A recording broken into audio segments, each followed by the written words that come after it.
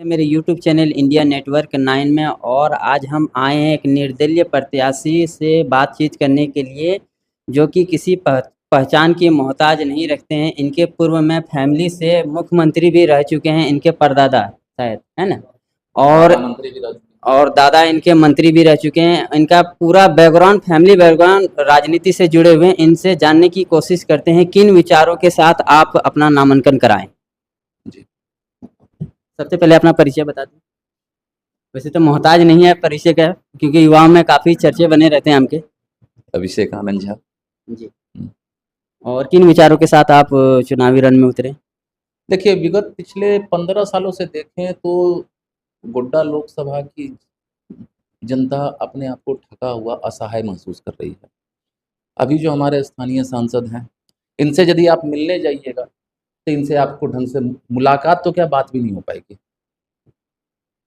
यहाँ तक इनफैक्ट आपको बता दें कि जितने भी भाजपा के कार्यकर्ता हैं, उनका भी एक काम, यदि कोई भी काम को लेकर के आप जाइए तो आप उस विषय पर आपका कोई भी काम इनके यहाँ से सॉल्व नहीं होगा। अरे बड़ी बड़ी बातें, बड़ी बड़ी काम का बात करना अलग चीज़ है। अरे धरातल पर बात कीजिए तो। हाँ, जो बुनियाद, बेसिक चीज होता है, जो बुनियादी चीज होता है, उन चीज से ये काफी दूर है। और जहां तक दूसरे जो कांग्रेस से प्रत्याशी हैं, उनका क्या है कि जब वो लोकसभा चुनाव आता है तो वो किसी न किसी पार्टी से आ जाते हैं, वो चुनाव लड़ते हैं और चुनाव लड़ने के बाद में वो फिर गायब हो जाते हैं। ये लोकसभा क्षेत्र गोड्डा से जो है, आपका सीधा मुकाबला किन से होगा? देखिए, हम ये चीज मैं कैसे कहूँगा, ये तो जनता जनार्दन तय करेगी। ये मैं कैसे कह दूं कि मेरा उनके साथ मुकाबला है या उनके साथ मुकाबला है। गोड्डा लोकसभा की जनता आज परिवर्तन के मूड में है। वो चाह रही है परिवर्तन हो। उन्हें अब नेता नहीं चाहिए, उन्हें अपना एक बेटा चाहिए जो 24 घंटा उनके बीच में उपलब्ध रहे, 365 दिन उपलब्ध रहे। इस मूड में आज गोड्डा की जनता आ चुकी है। आपका नामांकन के समय में काफ़ी संख्या में भीड़ देखे, 25-30 हज़ार का संख्या में, तो वो लगता है कि आप युवा हैं और युवाओं से यहाँ के जो वोटर है काफ़ी प्रभावित नजर आ रहे हैं। इसको आप कैसे देखते हैं? उनको और प्रभावित कैसे करें? देखिए, यहाँ गोड्डा लोकसभा के जितने भी युवा हैं वो सब अपने आप में अभिषेक झा हैं। और सबसे बड़ा ताकत आज के दिन में जितने भी नौजवान साथी हैं, वो किसी भी कास्ट से हो, किसी भी मजहब से हो, उस पर आप मत जाइए। जितने भी नौजवान हैं वो तो सारे नौजवान आज के दिन में अभिषेक झा हैं। जी, आपका नामांकन के समय में हम खुद से रिपोर्टिंग भी किए हैं। वहाँ देखने को मिला कि हर वर्ग के लोग, मुस्लिम, दलित और ब्राह्मण, जितने भी कास्ट के लोग हैं, सभी ने आपका समर्थन किया और काफ़ी संख्या में वहाँ भीड़ पहुंचकर आपका नामांकन में सहयोग किया। इसको आप आगे के रणनीति को कैसे देखते हुए और इसको और भाईचारा को ज़्यादा बढ़ाते हुए और वोट में जो भीड़ है उनको वोट में कैसे तब्दील कर पाएंगे? सबसे पहले मैं आपको बता दूं कि मैं जात पात की राजनीति नहीं करता हूं। इस बार पहली बार हुआ 3 टर्म के सांसद, इस बार उन्होंने जातिगत समीकरण सबके सामने में रखना शुरू किया कि 3 लाख फॉरवर्ड हैं तो इतने ओबीसी हैं तो इतने ये हैं तो ये फलाना है, ये ढिमकाना है।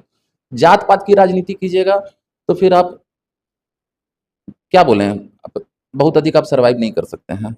ये लोग इतने हताश हो चुके हैं, इतने हताश हो चुके हैं, क्योंकि इन लोगों का आचरण जो है, जिसके चलते आज के दिन में गोड्डा लोकसभा की जनता इन्हें धुतकार रही है, इन्हें एक तरह से साइडलाइन पकड़ा चुकी है। और सबसे बड़ी बात है कि देवघर जिला कब गोड्डा लोकसभा का नेतृत्व करेगा, ये एक बहुत बड़ा मसला है, बहुत बड़ा मुद्दा है।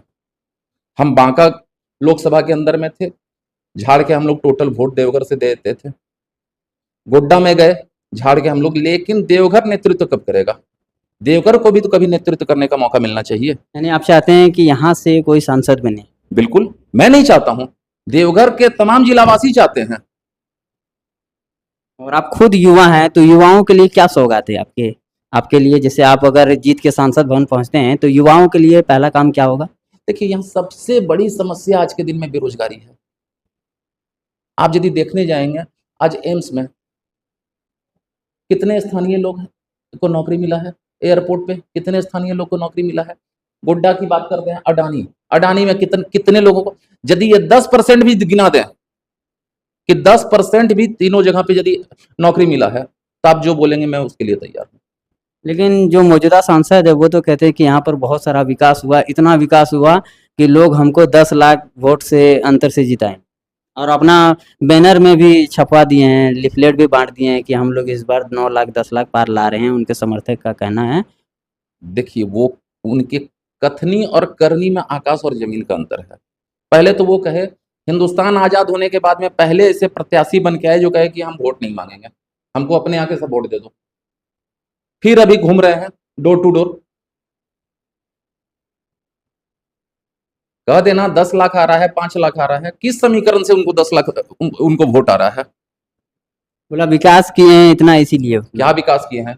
चलिए मेरे साथ, हम तो गांव का दौरा कर रहे हैं, एक एक गांव घूमिए, न सड़क है, न नाली है, न बिजली है, न पानी है।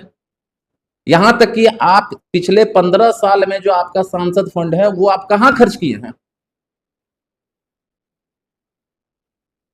पोर्टेबल विवाह भवन किसके काम आ रहा है? जरा आप दिखा दीजिए।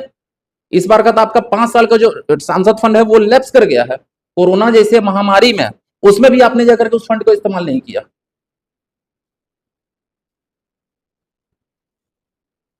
ठीक है, मेरे साथ जुड़े हुए थे निर्दलीय प्रत्याशी अभिषेक आनंद झा जी देवघर से।